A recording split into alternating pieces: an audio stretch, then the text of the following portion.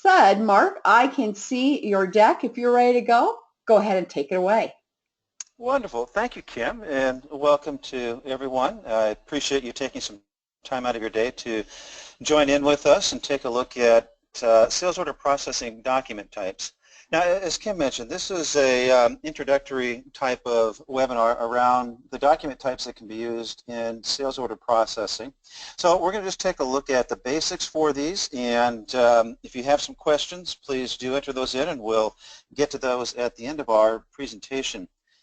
Just a little bit about myself and who I am. I'm part of the InterDyn BMI team, Director of Product Management. I've been around the Dynamics world and ecosystem for a number of years here, but started off at Great Plains Software a number of years back in GPA for DOS tech support, and then worked my way up through training and product management, product marketing roles, and I've been working with the Dynamics product, particularly Dynamics GP, since prior to it coming out the door, back when it was version 0.5.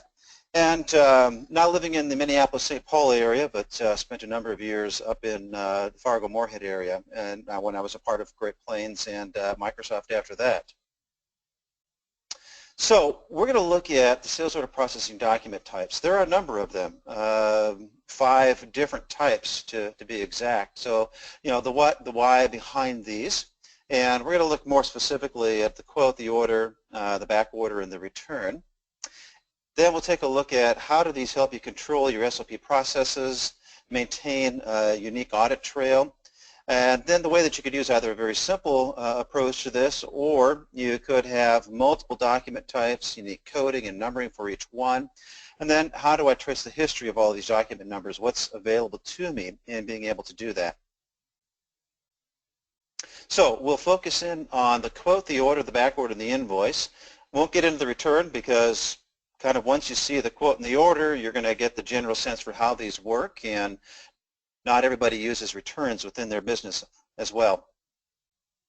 So first poll question that I have, we'll just start off with one of these, but I'm very much interested to find out if you are using multiple document types in sales order processing, and this would be along the lines of, do you have multiple order types? Do you use a quote, an order, an invoice? Do you use multiple invoice types, multiple order types? So Kim, if we could put that poll up there, I'd just like to find out from the audience where they are at in their use of these document types for sales order processing.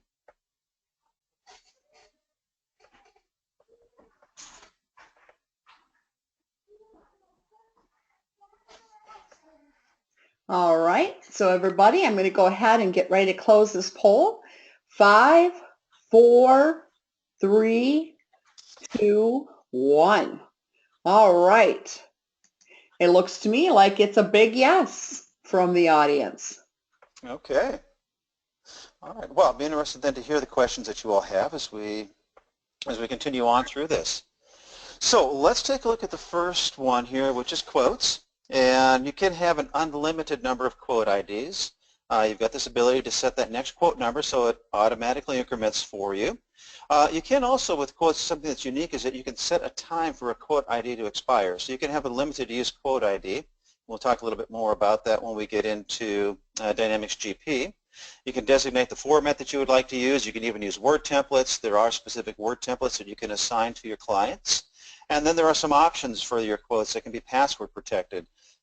So let's go over into Dynamics GP and we'll take a look at this. Now, I'm in the sales order processing setup window, and I'll just close this for a second and show you how I got there.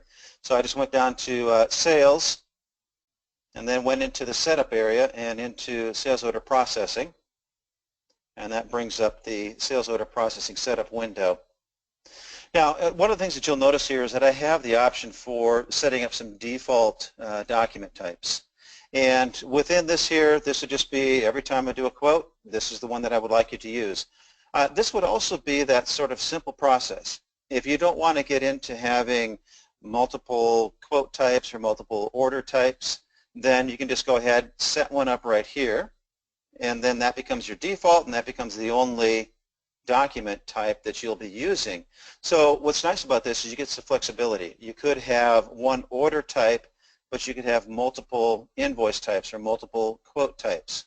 So it allows you to be able to mix and match. I can have a simple process for a certain aspect of sales order processing, but a little more complex process for other areas.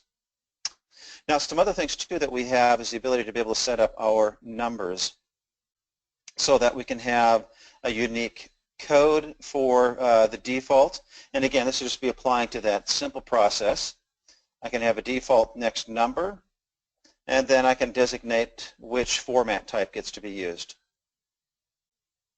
And again, if you have a Word format set up on the customer, it'll use that first before it would come and use the format that you designate here. But this is very nice, just a very simple process. I can have a unique code, unique next number, and then I can make my changes here. And then for if you are using the pick, pack, and ship functionality, you can also have some designations as to which number gets used for your packing slip and your picking ticket.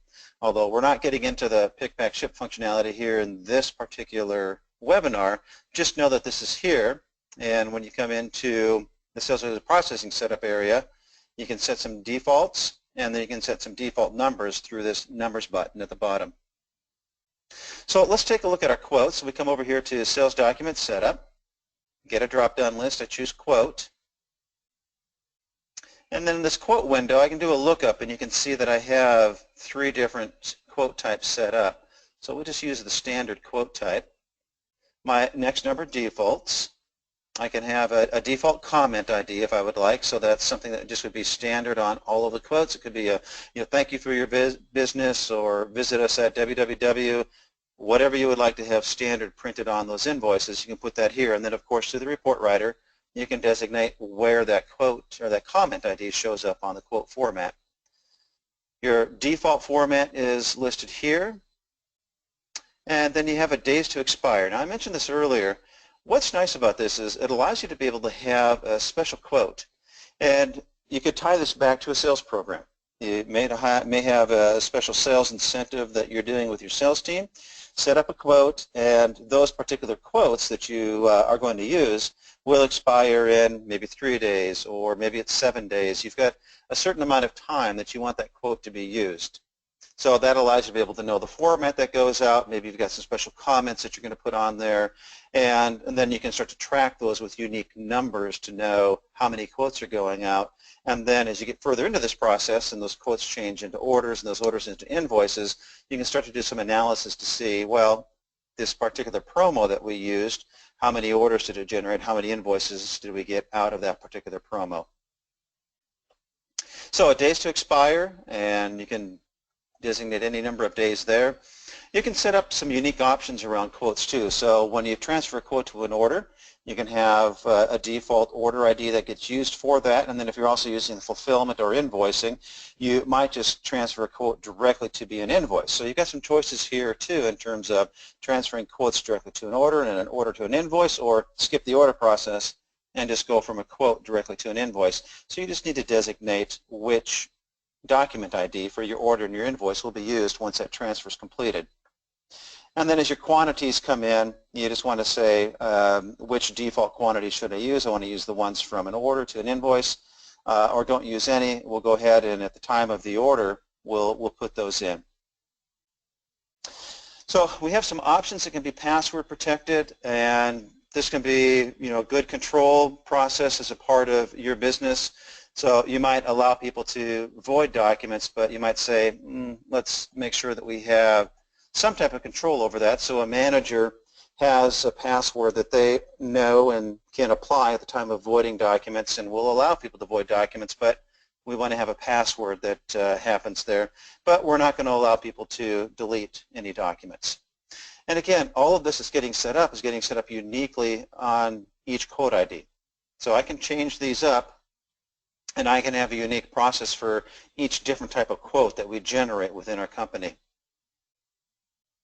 And we can apply holds, so we can have a specific hold process unique to a quote ID, and we can use this window here to then designate which hold process applies to this particular quote ID. So those are quotes, a lot of different options that we have, and of course we have that ability to set up an unlimited number of quote IDs. So then coming back here with quotes, we just looked at being able to set up the quote ID itself, have that next quote number, that expiration time, so we can set up a unique time period for the use of a quote, and then we looked at those options that could be password protected. Orders, some very similar things here in terms of an unlimited number of orders, setting up the next order number, but orders can also be transferred to back orders. So you can make a choice if you would like to use the back order functionality, and then you choose on an order ID by order ID basis which back order type to use. So if you have some unique back order processes, this becomes very handy then allowing you to be able to have a unique back order process for different types of orders and then tying those orders into that unique back order process. I can then have a credit limit check applied to my orders, and I have the similar things that we saw earlier with designated the format that gets used for the order and the options that can be password protected. So we'll take a look at that here inside of Sales Order Processing Setup. Again, we're going to come back to our Sales Document Setup, Order, and we'll come into the Order ID Setup window. Now I have a number of different types of orders set up here, and you can see in the demo data where we've set up something that might be specific to a phone order. We could have just a blank order that's out there, special orders and standard orders. We'll just use our standard order type. Get my next ID number here. One thing about these next ID numbers I've seen some companies do as well is just a tip that you may or may not want to apply, but there are some companies that will go in and every time they update Dynamics GP, they change the next numbers, and they do it throughout the whole system so that they know when they've updated. And what they do with those numbers then is that it allows them to be able to see, oh, I see that my order number here starts with a 5, so that designates to meaning that I've just upgraded recently because it used to be a 4. So some companies will use that as a way in order to let them know, I see that based upon the number type that I'm using, and when I changed it, I know that there was an upgrade. So when they're doing analysis, and where it becomes handy is when you're doing some analysis, maybe doing an audit, or you're just looking at what happened historically to this particular document, they know that the issue they're trying to deal with happened either before or after an upgrade, and that helps them to be able to know a little bit better in terms of where to look. So something that I've seen some companies do, might be something you want to apply, but just a side note there around these next numbers. So that next number always increments. And then in terms of our back order, if we do want to be able to transfer our orders to back orders, we can designate this, and then we can tell the system which back order ID to use, and that'll transfer that order into being a back order. It'll use that particular back order ID. And then we have the same thing too in terms of just what's the default invoice ID that gets used when you transfer an order to be an invoice. So we have a lot of different options in with orders. Now we start getting into fulfillment process, back order process, and we have some options that we can apply here, as well as the credit limit hold. So which credit limit hold ID do I want to use? I can choose that here. So if I'm going to put this particular, if I'm going to put an order on hold, I can then choose what's the default credit limit hold ID that gets used for that particular order type. So we're not going into all the details behind each of these options that are here, but just know that, again, you can set these options unique to each of the different order IDs to follow how your business uses sales order processing. And again, then down below, we can have here the ability to set different options, apply a password to those, and there's a new one here that just allows the invoicing of unfulfilled or partially fulfilled orders. And this might go back to how your customers want to do business with you. Some customers say, no, don't send me anything, don't invoice until the order is fully fulfilled. And others, you might have a policy that says, no, we invoice as soon as we fulfill an order. And then lastly, of course, the holds processes, and we can apply different holds processes to this particular order ID. So a lot of different options for our orders, and keep in mind too that this is where the back order process comes into play if you're using a back order process within your company. I can verify or use a credit limit check against my orders, and I can designate which credit limit check gets used. And then I've got the standard things of password options and word templates that I can use. Invoicing. Invoicing, then we get into, again, some very similar things that we've seen earlier with the unique next number, unlimited number of invoice IDs, the word templates, the options having password protection. But now we start getting into some options around the fulfillment process. So as we look at this inside of Dynamics GP, we'll come back here to sales order processing setup, our sales document types, and we'll take a look at our standard invoice type. We've got our next number there, our comment, our format that we want to use. But then we do also have the ability to take an invoice and transfer that into a back order. So this might be for that time where, we're not utilizing quotes or orders, we invoice. But we do want to be able to allow people to back order. So you have that capability to say, let's use an invoice document type, but let's also allow for back orders to be created off of an invoice. So we just need to check that, yes, we want to allow that to happen, and then designate which is the back order ID we're going to use.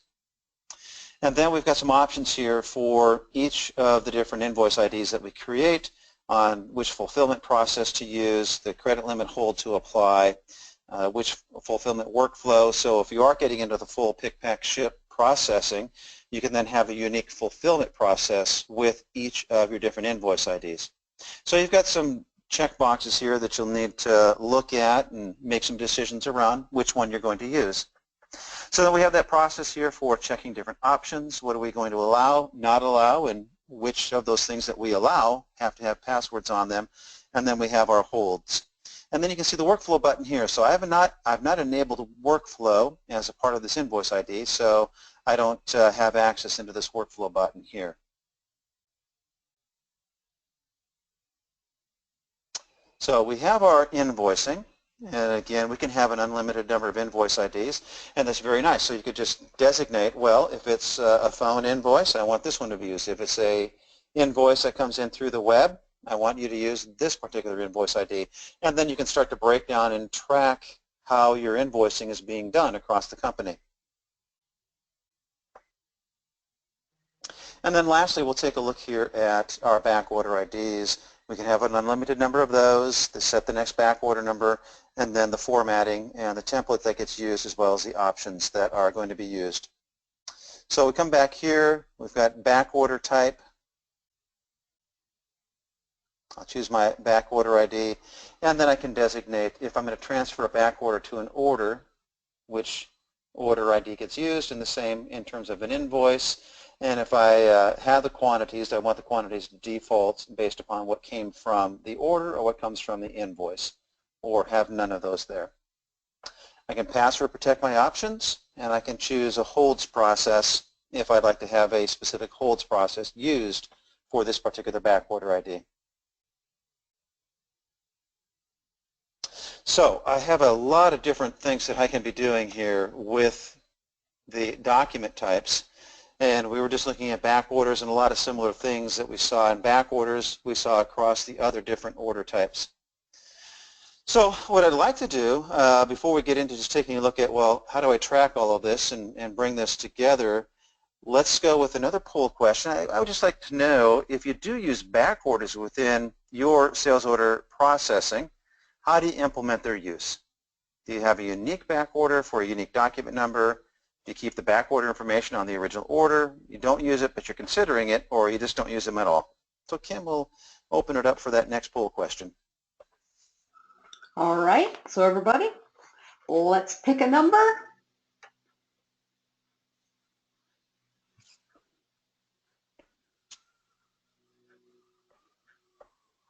We need to get folks voting out there. I'm going to get ready to close it. 5, 4, 3, 2, 1. All right. 50-50. Okay. So we've got people who aren't using it, and we've got some who are.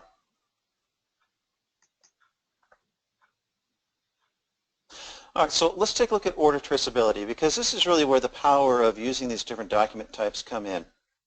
It allows you to be able to record the step of each step of the sales order process, and you obviously see that through these different document types. But there are ways in GP that you can quickly see a document's history, and having these different document types helps you then with your auditing and your reporting based upon sales order history and what has been happening within your company. So we'll go ahead and we'll close up our sales order processing setup window, and then we're going to come over here to transactions by customer, and we'll take a look at probably our most famous customer in the world, who is Aaron Fitz Electrical. And we can see here that Aaron has a lot of different things out there that have been going on, and what I'd like to see is just to be able to know based upon what they've been doing. I'd like to see some of the historical information around this invoice here. So I can take a look at that document number. I can bring it up. I can see the number here, and then off of my document, it's not there, excuse me. Let's go back. I'm going to go back over here actually to sales order transactions.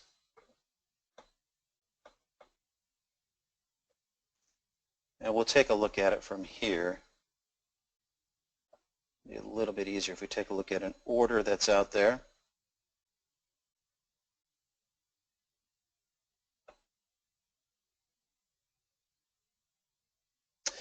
And one of the things I just wanted to point out was that for this particular customer, next to the document number is this expansion arrow.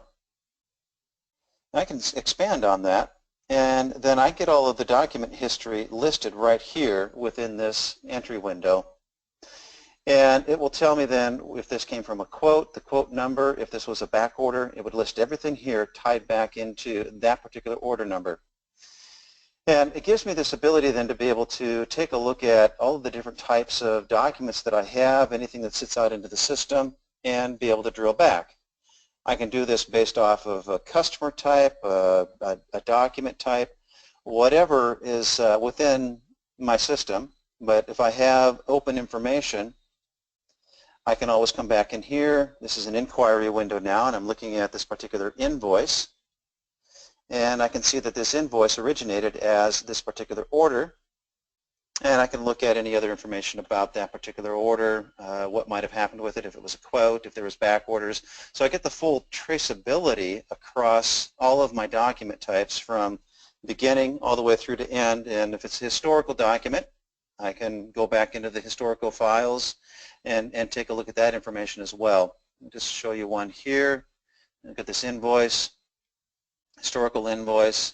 I can drill back in and I can see, well, this one originated as an invoice, so there isn't any much history there, but I've always got that audit trail available to me. So as I use those different document types, and if you remember, I used the example of a quote. I could have a special quote, create things based off of a special quote that was limited use, and then as I'm getting into the auditing and I trace my invoices back to that original quote, I can see whether or not that invoice is related to a special quote.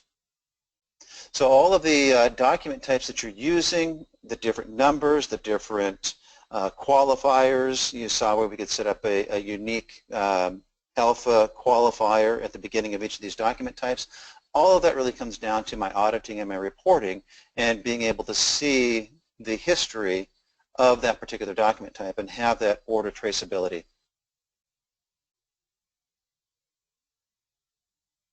So the focus for today, as I mentioned, we just had a really brief time here as we looked at just sales order document types, but looking at quotes, orders, back orders, and invoices. And I think you got the sense for the commonalities between this and some of the unique factors that each one has. And returns are going to be very similar if you do use returns within your business. But we looked at these four and the total of 5 that are available within sales order processing. And by implementing these unique document types, you get control over your SOP processes. You've got that complete unique audit trail for each of the document types. You've got that option to be able to use a simple approach or a more complex approach. So I could have just a unique document number, only one that I use with a next number to it, or I could have multiple document types, document numbering and numbering schemes for each of the different types, and have a unique code, unique number on each one of those. And then by using this, I get traceability. So anything that happens within sales order processing, I know that I can go in, I can see a particular document, and I can trace back everything that happened to that particular document number. So with that, let's open it up for questions. My contact information is here. My email address, my direct line, Twitter. If you want to follow me on Twitter for whatever reason, I'm out there. And of course, always ask, if you're interested in learning more about InterDyn BMI and what we provide, go to our website at interdynbmi.com and be a good place to start, and you can reach out to us via our website as well. So, Kim, I'll turn it over to you and see what questions we have. Excellent. On the right-hand side of your screen, there's an area called questions. If you could type in any questions that you have, we'll make sure we get those answered. And there's nothing in the queue right now, so guess what? You'll be first. So go ahead and type those in. Mark, I guess when I look at sales order processing and everything else, that becomes quite important. There's also some ISV products that are important as well in the whole mix. And so a typical person that's using inventory series maybe has, 10 or so different ISV products that are going to link in and also enhance. So I just want to make mention of that as well, that the inventory series takes it so far, and then from there you get quite specific in your needs. And so that's where it's important for you to outline what processes you want to accomplish, and then we can map it to what the best solution would be as well. Okay. I don't see any questions in the queue, so thank you, Mark, very much for doing this overview. Certainly appreciate it. And again, if you have any